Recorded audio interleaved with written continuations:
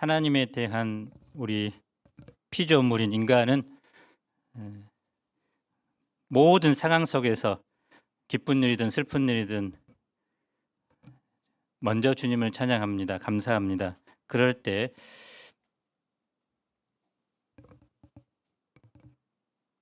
승리한 인생을 살게 됩니다.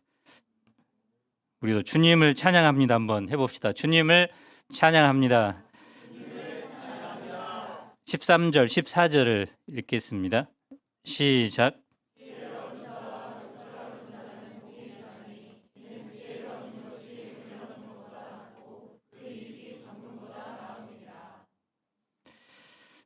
잠언은 31장으로 구성되어 있는데 크게 두 부분으로 나눕니다. 1장에서 9장 그리고 10장에서 31장이죠. 전반부인 1장에서 9장은 젊은 사람들에게 주는 교훈의 말씀인데 가정 또는 왕궁에서 미래의 지도자를 교육하기 위해 모은 지혜의 말씀입니다. 그래서 자주 등장하는 말이 내 아들아입니다. 자식 같은 젊은 사람에게, 자녀에게 한 살이라도 더 어렸을 때 하나님의 말씀을 듣게 해주려는 의도입니다. 후반부인 10장부터 31장은 실제 삶에서 들어야 하는 교훈의 말씀들이죠. 지난 강의에서 여호와를 경외하는 것이 지식의 근본이라고 했는데 특별히 악한 자를 따르지 말고 지혜의 교훈을 들으라고 했습니다. 오늘 말씀은 그 지혜를 어떻게 얻을 수 있는가, 그리고 그 지혜가 우리에게 주는 유익이 무엇인지 말해줍니다. 제1부 지혜가 주는 선물 2장입니다. 지혜를 어떻게 얻을 수 있을까요? 1절로 4절입니다. 함께 읽어봅시다. 시작.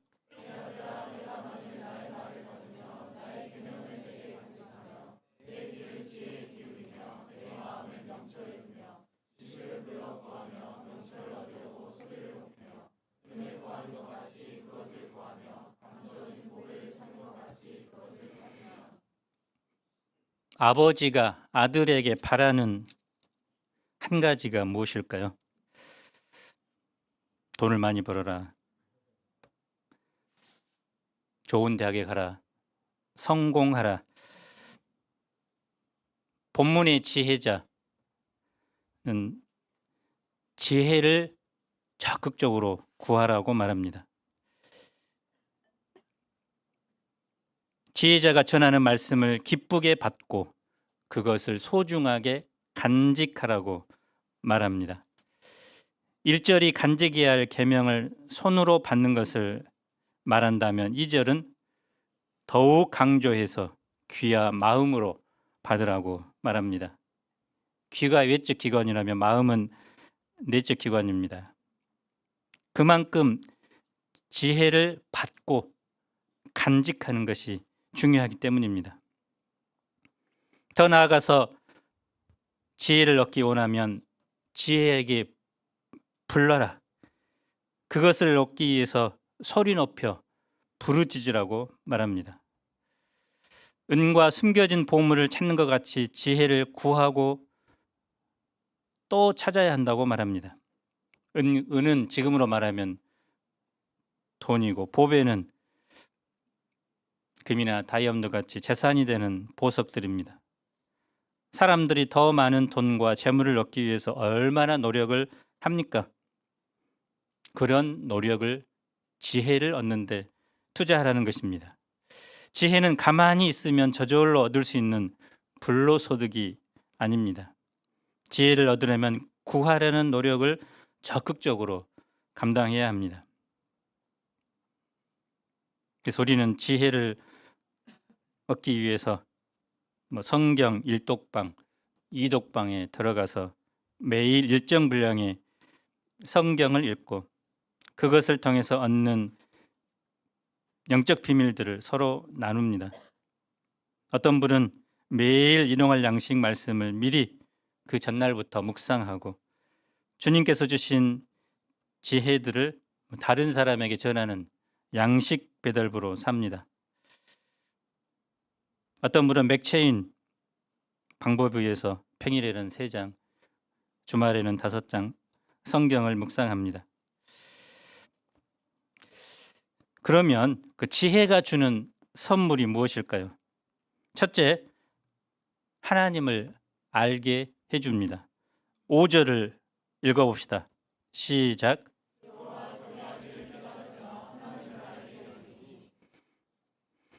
지혜를 간절하게 추구하는 사람은 여호와를 경외하는 법을 깨닫게 되고 하나님을 알게 됩니다. 하나님을 아는 지식, 이것보다 더 중요하며 복되며 가장 가치 있는 것은 없습니다. 하나님을 안다는 말은 생각이나 지성의 과정을 통해서 알아가는 것도 물론 포함되지만 하나님과의 친밀하고도 인격적인 관계를 통해서 교제하는 삶을 통해 얻게 됩니다.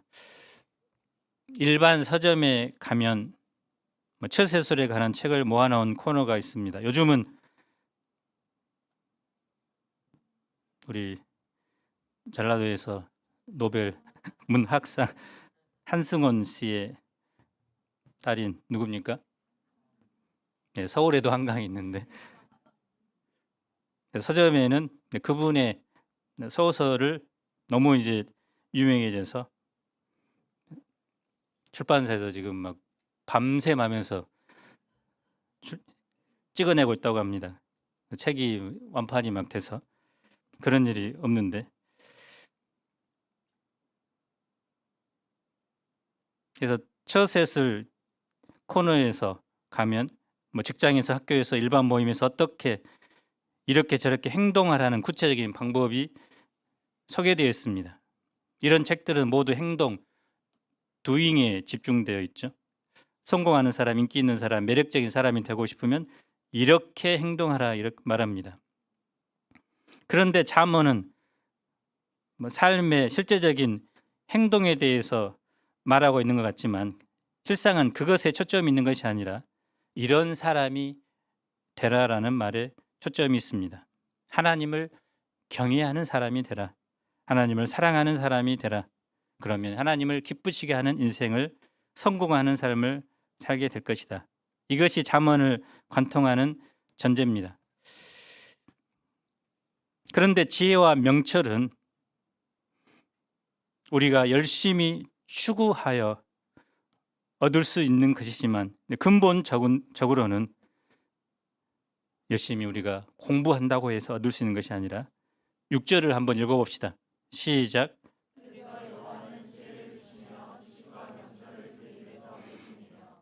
그래서 모든 지혜의 근원이 하나님이시고 그분께서 사람들에게 그 지혜를 분여 나누어 주십니다.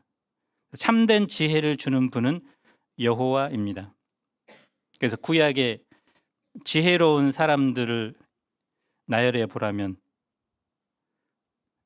창세기의 요셉, 또 열왕기의 솔로몬, 또 후반기에 보면 다니엘이 있는데 그분들이 지혜로운 삶을 또 세상에서도 성공적인 삶을 산 분들인데 그들이 얻은 그 지혜의 근원이 공통적으로 누가 주신 것이라고 말합니까?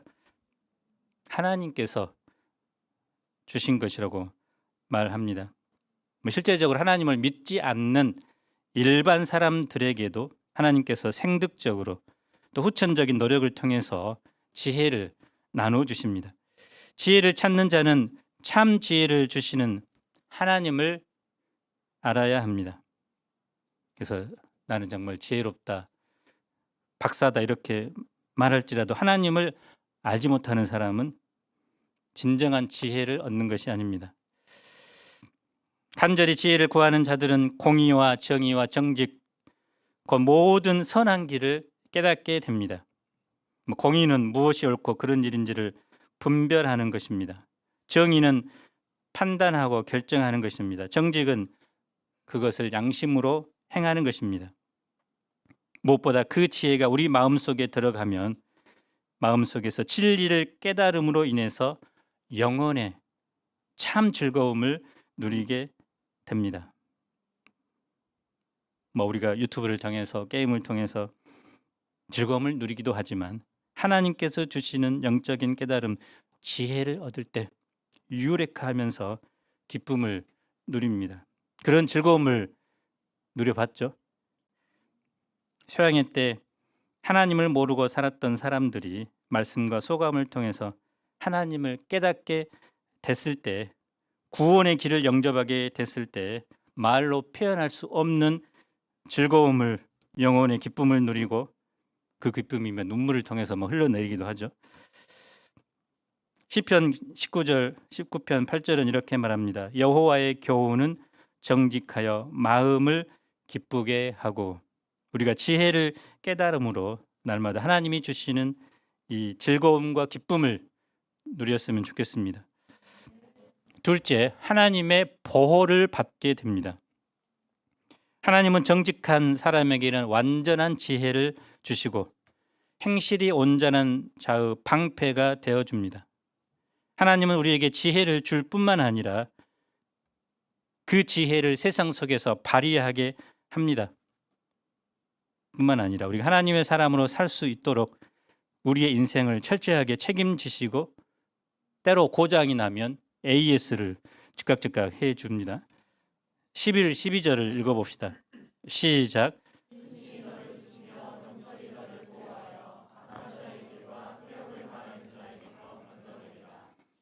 악인은 하나님과 상관없이 자기 마음대로 사는 사람이죠. 스스로 정직하다고 생각하면서 살지만 어두운 길로 행하기 때문에 똑바르게 걷지 못합니다. 구부러진 길을 걸어갑니다. 지혜는 이러한 악인들의 방종한 길로 우리가 가지 않도록 보호해 줍니다. 죄악된 길에 대한 하나의 샘플을 소개합니다. 바로 음녀에게 빠져 사망의 길로 들어서는 모습입니다. 16절을 읽어봅시다. 시작.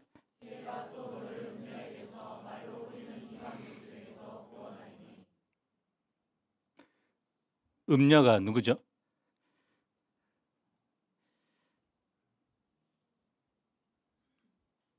음녀가 있나요? 여기에? 없죠. 음남은 있나? 음녀는 원래 미끄러지게 하는 여자, 곁길로 가게 하는 여자라는 의미인데요. 결혼했지만 결혼 후에도 음탕한 행동으로 인해서 결혼 서약을 어기고 집 밖으로 나간 여자입니다. 공동체로부터 쫓겨난 여자입니다. 이방 여자는 오늘날 외국인과의 개념과는 다릅니다. 오늘날은 외국인과 결혼한 사람들이 많죠. 구약적 개념에서 이방 여자는 우상을 섬기는 여자입니다. 특히 고대 중동의 나라들은 다신교를 숭배했습니다. 다신교의 가장 큰 특징 중 하나는 남신과 여신이 있다는 것인데요. 사람들은 여러 신들 가운데서 특별히 삶에 필요한 다산, 또 풍년을 기원하는 신들을 중요하게 여겼습니다. 그 신들을 섬기는 신전들에는 남녀 사제들이 있었고 또 매춘을 했습니다. 신전에서 성행위를 하면 그 결과로 주어지는 것이 바로 출산과 풍년이라고 믿었기 때문입니다. 지혜자는 그러한 삶에 강하게 거부를 하라고 합니다. 그런 삶을 사는 것은 하나님의 언약을 잊어버린 사람들이 하는 행동이고 그의 집은 망하고 그의 인생도 영원한 생명을 잃어버린다고 합니다. 안타까운 사실은 사람이 죄의 길에 한번 들어설 때 그 길이 죄의 길인지를 잘 깨닫지 못합니다. 밖에서 보면 누가 봐도 뻔한 죄악의 길인데 정작 그 속에서 사는 사람들은 깨닫지 못합니다. 그러면 언제 깨달을까요? 모든 것을 잃어야 비로소 깨닫습니다. 모든 것을 잃고 만신창이가 된 후에야 자신이 죄악된 길을 걸었다는 것을 깨닫게 됩니다. 그 대표적인 인물이 누가복음 15장에 나온 탕자입니다. 하나님은 그 탕자가 죄악의 길에 들어서기 전에 그를 끄집어낸 것이 아니라 그가 삶의 경험을 통해서 뼈저리게 느끼고 죄인인 것을 발견했을 때 그를 돌이키도록 인도합니다. 그만큼 유혹에 덫에 걸리면 벗어나기 힘듭니다. 기독교 사상가인 C.S. 루이스는 이런 말을 했습니다. 삶의 과정은 오래되고도 단순한 진리들을 깨닫는 데 있다. 그 진리들을 말로 표현하면 시시하고 진부하게 들린다. 우리가 살면서 깨닫는 진리가 사실은 대단한 것이 아니라 결국 우리가 늘 들어와서 시시하게 여겼던 것들이라는 것입니다. 그런데 그것이 우리가 일평생 걸려서 깨닫게 된다는 것입니다. 여호와를 경외하는 것은 의인의 길이다. 의인을 여호와께서 보호하신다. 반면 악한 자의 길은 멸망의 길이다. 이 말씀은 정말 진부하게 들립니다. 그래서 오늘날 사람들은 이 성경을 오래된 오늘날 상황에 맞지 않는 책이라고 말합니다. 그래서 그 대신 온갖 처세술, 새로운 이론들이 난무하는 그 시대, 그것들을 쫓도록 합니다. 그래서 하나님을 경외하는 삶을 살아라고 말하는 순간 이거 너무 올드한 거 아니야? 그러나 그것이 사실은 우리가 일평생 삶을 통해서 깨닫게 될 진리의 말씀입니다. 그래서 하나님을 경외하며 그분의 기뻐하신 뜻대로 젊은 시절부터 죄악의 길에 빠지지 않고 살아가는 것이 가장 복된 삶이요 안전한 삶입니다. 그런 사람을 하나님은 보호해 주십니다. 셋째, 의로운 삶을 살게 합니다. 지혜가 우리를 악하고 음란하고 유혹 많은 세상에서 선한 자의 길로 가게 합니다. 우리도 정말 성경이 없었다면, 하나님이 계시지 않는다면 오늘 이렇게 나와 예배하는 삶을 살지 않을 것입니다. 전도대회를 할 필요도 없겠죠. 그러나 하나님이 계시고 또 지혜의 말씀인 성경이 있기 때문에 우리는 그것으로 인해서 의인의 길을 가게 됩니다. 본문에 보면 악인은 땅에서 끊어지고 뽑히게 됩니다. 그러나 정직한 자, 완전한 자는 땅에 거하며 남게 된다고 말합니다. 그래서 악인은 잠시 흥하게 될지도 모르지만 결국은 끊어지는 인생입니다. 의인의 삶은 그러나 소망이 끊어지지 않고 영원히 거하며 남아있게 되는 인생입니다. 땅은 어떤 곳이죠? 땅도 하나님이 지으신 것이죠. 땅의 주인은 하나님이십니다. 땅은 본래 죄 없는 자들이 살도록 창조된 곳인데 그러나 사람이 범죄함으로 악인들이 땅에 가득하게 되었습니다.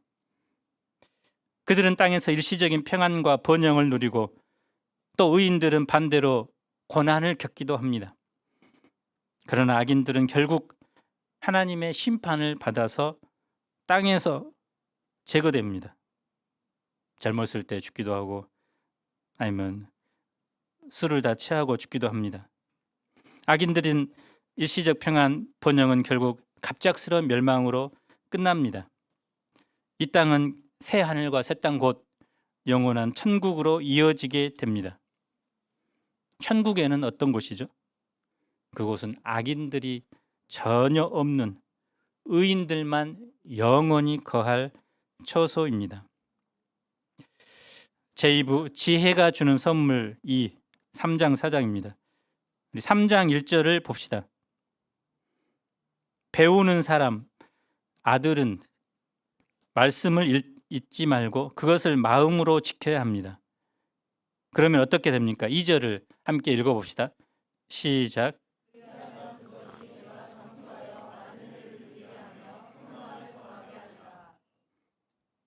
장수, 오래 사는 것, 모든 사람이 원하는 것이죠.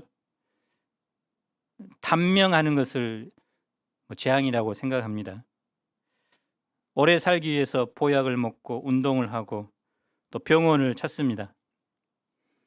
그런데 건강과 장수의 비결을 지혜자는 무엇이라고 말합니까? 하나님의 법을 지키는 데 있다고 말합니다. 그것은 이 세상의 장수뿐만이 아니라 영생에 이르게 되기 때문입니다. 또한 하나님의 법을 지킴으로 평안을 누립니다.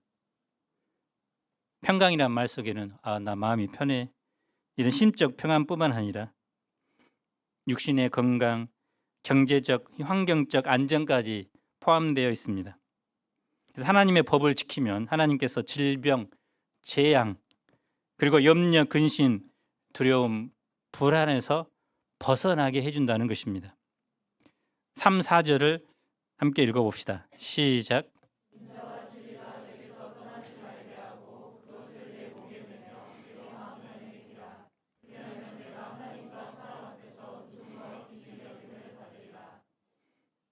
목에 맨다고 합니다. 회사원이 자신의 신분증, 우리도 수양회 때 보면 이제 신분증을 목에 걸고 다니죠.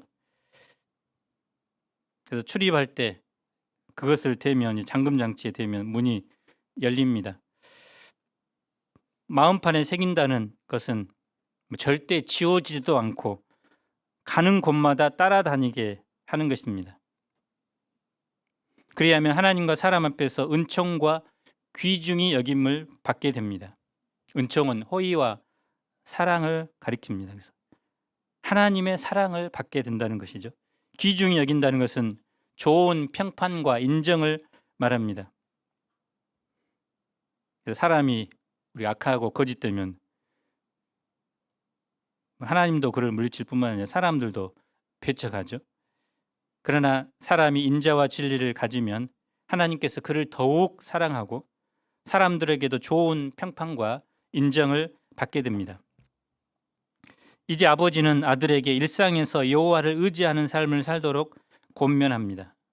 첫째는 마음을 다해서 여호와를 신뢰하라고 합니다. 이 말은 무엇을 결정할 때 선택하고 결정하는 데 있어서 자기 생각, 경험을 의지하지 말고 그때마다 하나님께 물으라는 것입니다. 기도인 거죠. 작은 것, 큰 것 관계없이 하나님을 전적으로 의지하는 삶을 살라는 것입니다. 둘째, 범사의 여호와를 인정하라고 합니다. 범사는 이제 내가 가는 모든 길입니다. 하나님을 인정하는 것은 하나님을 하나님으로 또 내 인생의 주권자로 인정하는 것이죠. 큰 일이든지 작은 일이든지 영적 일이든지 육적인 일이든지 가정의 일, 교회의 일, 범사의 하나님을 인정하는 것입니다. 그러면 하나님께서 그의 길을 친히 이끌어 주십니다. 잠언 16장 3절은 이렇게 말합니다. 한번 읽어봅시다. 시작.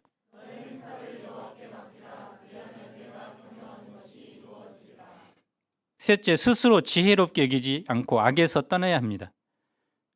스스로 지혜롭게 여기고 자기 힘을 믿는 사람들은 결국 넘어집니다. 그러나 여호와를 경외하는 사람은 악을 떠나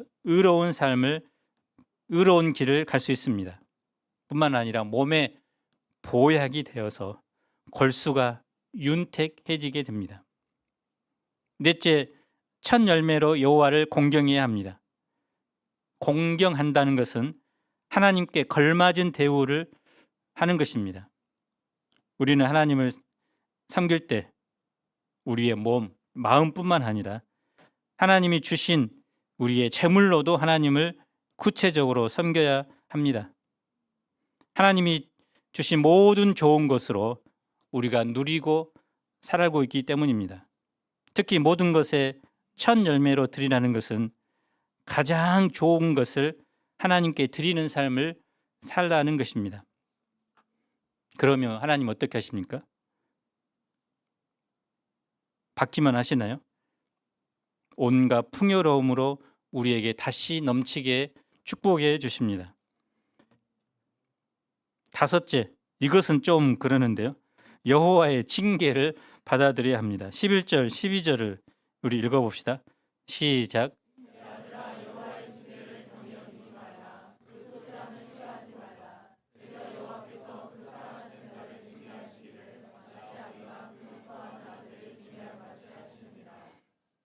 자녀가 잘못된 길을 가고 있을 때, 특히 죄를 범하고 죄를 지을 때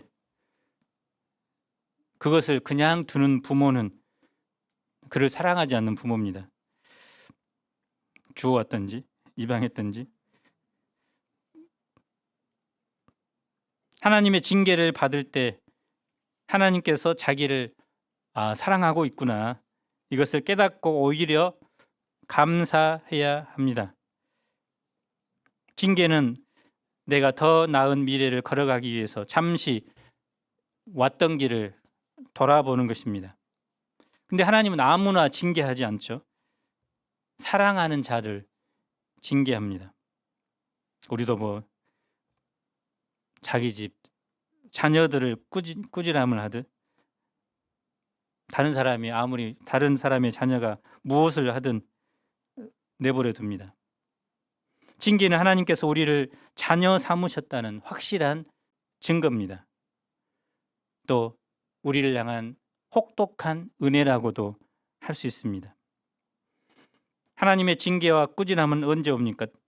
성경 말씀을 읽을 때, 하나님의 종들이 전하는 설교를 통해서 오기도 하고, 때때로 질병을 통해서, 사건을 통해서, 경제적인 어려움을 통해서, 환경적 어려움으로 우리에게 다가옵니다. 이때 우리가 하는 말이 뭡니까? 재수 없네. 하나님, 그러실 수가 있어? 이렇게 불평의 말을 합니다. 그러나 우리가 그럴 때마다 가장 먼저 내뱉어야 하는 단어는 하나님, 감사합니다. 그리고 인내로 그것을 잘 견뎌야 합니다.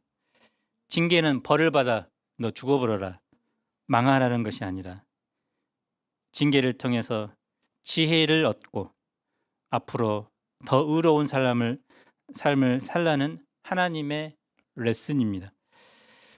그래서 그 징계의 때를 잘 견딘 사람은 성장하게 되는데, 그렇지 못한 사람은 어떻습니까? 또 다른 징계들이 그 레슨을 통과하기 위해서 끊임없이 다가오니까 징계받는 것으로 인생이 끝납니다. 훨씬 더 성숙한, 또 하나님께 쓰임받는 삶의 길이 있는데 그 징계를 통과하지 못하면 10년, 20년 그 고통 속에서 살아가고, 뿐만 아니라 하나님의 뜻을 발견하지 못해 하나님과 관계도 멀어지게 되고, 어떤 사람은 하나님을 떠나기도 합니다. 그런 사람이 가장 어리석은 사람이죠. 그래서 우리가 징계의 때를 지나고 있다면 하나님이 나를 사랑하시는구나, 하나님 이것을 통해서 내게 무엇인가를 주고자 하시는구나, 엎드리고 감사하고 인내로 잘 받으시기 바랍니다. 그럴수록 그 징계의 때는 단축이 됩니다. 히브리서 12장 10절 11절은 그래서 이렇게 말합니다. 한번 읽어봅시다. 시작.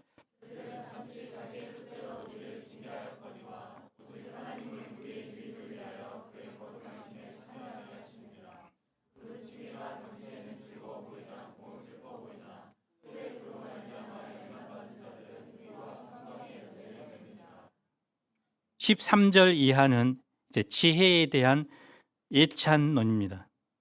우리 김지혜 목자님을 보고 우리 문혜찬 목자님이 훌륭하십니다. 그래서 지혜에 대해서 환호를 하는 장면인데요. 13절로 15절을 한번 읽어봅시다. 시작.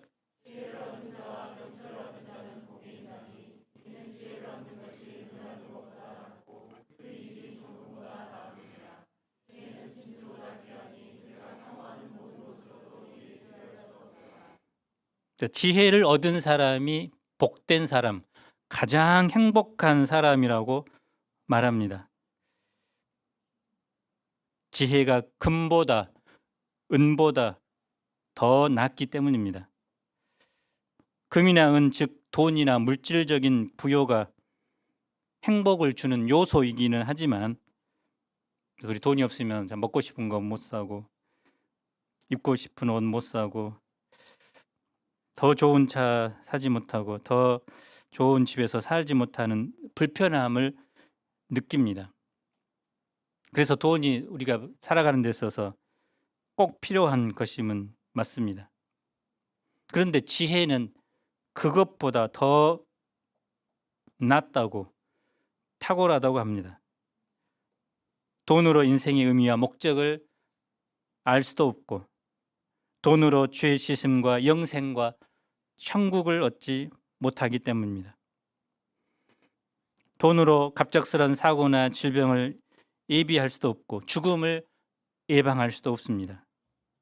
그러나 지혜를 얻을 때 진리를 알게 될 뿐만 아니라 구원의 복을 얻게 되고 평안을 누리게 됩니다.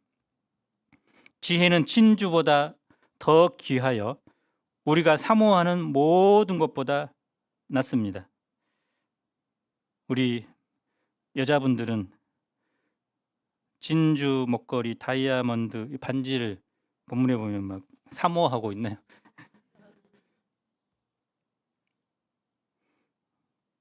남편이 생일 선물로 다이아 반지를 주는 것을 꿈꿉니까? 주면 좋겠죠.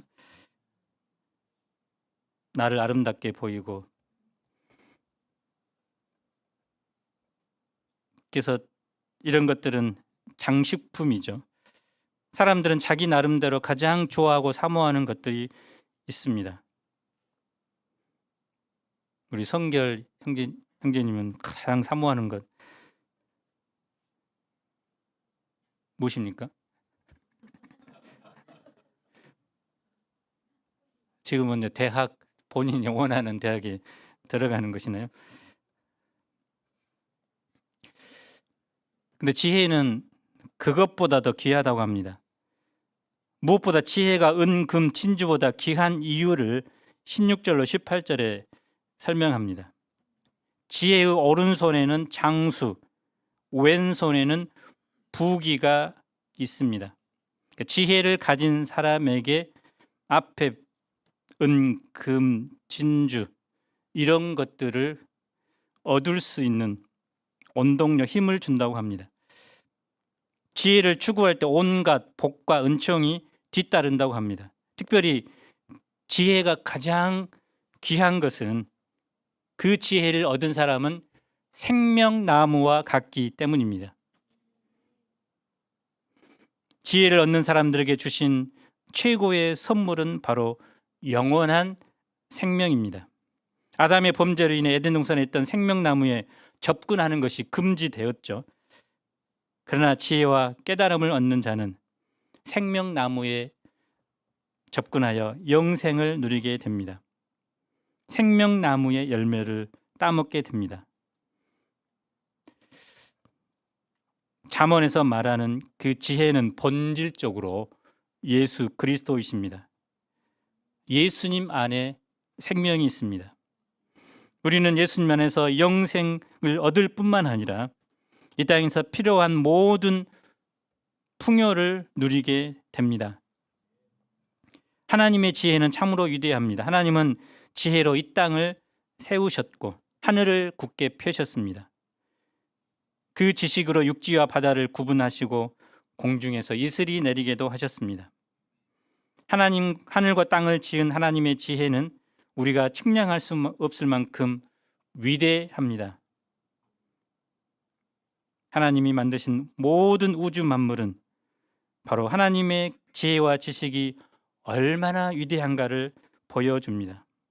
그래서 우리가 이 하나님을 찬양하며 하나님께서 주시는 그 풍요와 은혜를 누려야 합니다. 그래서 지혜를 얻은 자가 가장 복된답니다. 지혜를 얻는 자가 금보다 은보다 진주를 얻는 것보다 더 귀한 자입니다. 그러므로 우리가 다른 무엇보다 지혜를 얻는데 더욱 힘쓸 수 있기를 간절히 기도합니다. 지혜를 얻은 자는 어떤 삶을 살아야 합니까? 이웃에게 선을 베풀어야 합니다. 선을 베푸는 것은 구체적으로 구제하는 것을 가리킵니다. 경제적인 여유가 있으면 의식주의 어려움을 당하는 자들에게 자기가 받은 그것을 나누어야 합니다. 하나님께서 우리에게 주신 여유분의 재물들은 우리가 더 과식하고 더 누리라고 주신 것이 아니라 그것을 가지고 어려움을 당하고 연약한 사람들을 도우라고 주신 것입니다. 하나님은 남을 돕기를 좋아하는 사람들을 더 풍성하게 해주시고 인색한 사람들에게는 있던 재물도 거두어 가십니다. 우리는 또한 이웃과 다투거나 그들에게 악을 행하지 말아야 합니다. 지혜로운 자는 결국 영광을 기업으로 얻게 되지만 미련한 자들은 영원한 수치를 당하게 됩니다. 마지막으로 지혜로운 사람은 그 지혜를 계속해서 간직하기 위해서 해야 할 행동이 있습니다. 그것은 마음 관리입니다. 4장 20절로 23절을 마지막으로 읽어봅시다. 시작.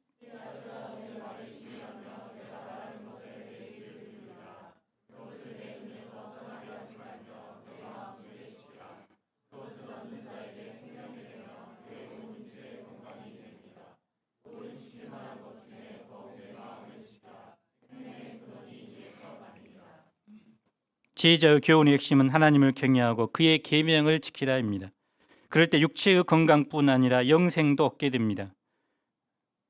그러면서 우리가 생명, 건강, 가정, 자녀들, 재산 등 세상에서 지켜야 할 것들이 많은데 그 무엇보다 마음을 지키라고 권면합니다.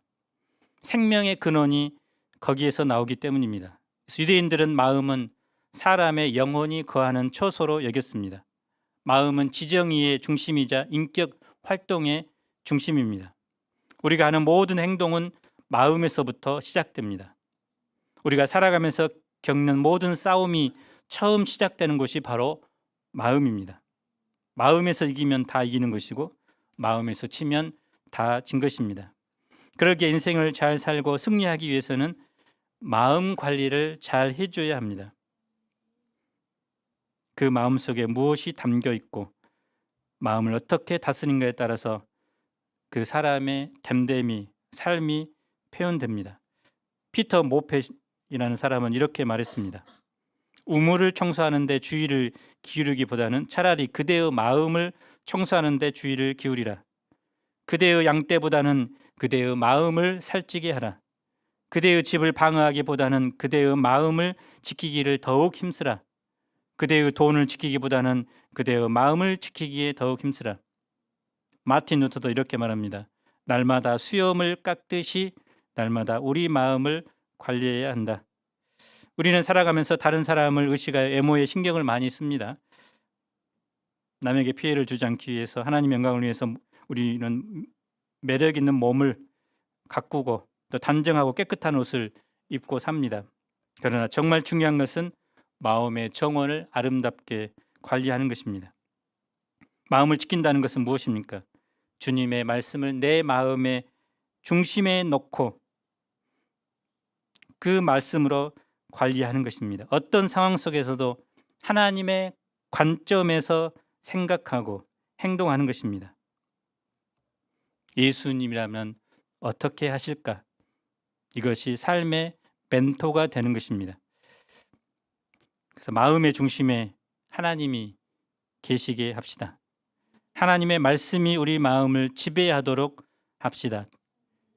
지혜가 마음을 지배해야 합니다. 마음 관리를 하면서 세 가지를 조심하라고 합니다. 먼저는 입을 조심하라고 합니다. 말 조심하라는 것이죠. 거짓말, 잘못된 말을 조심하고 진실하고 바른 말을 하는 것입니다. 다음으로 눈을 조심하라고 합니다. 죄에 걸려 넘어지지 않도록 한눈 팔지 말라는 것입니다. 마지막으로 발을 조심하라고 합니다. 경솔하거나 조급하게 행동하지 말고 좌우로 치우쳐 잘못을 범하지 말라는 것입니다. 지혜는 하나님을 알게 하고 하나님의 보호를 받게 하고 우리가 의로운 삶을 하도록 도와줍니다. 우리가 한 주간 금, 은, 진주보다 더 귀한 지혜를 얻고자 힘쓰는 한 주간이 되면 좋겠습니다. 기도하겠습니다. 하나님 아버지, 지혜가 세상 사람들이 가장 존귀하고 추구하는 금은 진주보다 더 낫다고 말합니다. 지혜를 통해서 우리가 생명을 얻기 때문입니다. 지혜를 통해서 하나님을 알게 되기 때문입니다. 하나님 아버지, 저희가 추구하는 것이 이 지혜를 얻고자 또 지혜로운 사람이 되고자 살아가도록 축복해 주시기를 간절히 기도합니다. 특별히 우리의 마음을 잘 관리하도록 도와주시기를 기도합니다. 예수님 이름으로 기도합니다.